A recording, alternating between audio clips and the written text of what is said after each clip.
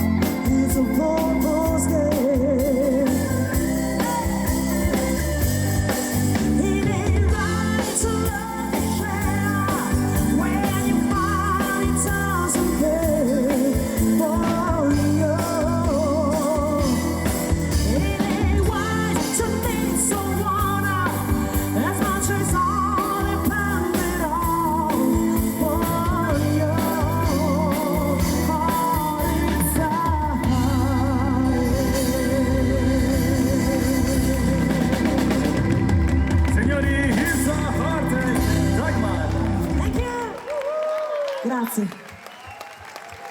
Devo ancora capire come si intitola questa canzone, come si pronuncia. Ma lo pronunci giusto? It's a heartache. Poi mi prendono per il sedere dietro. No, io non voglio farmi licenziare. It's a heartache, lo dici giusto.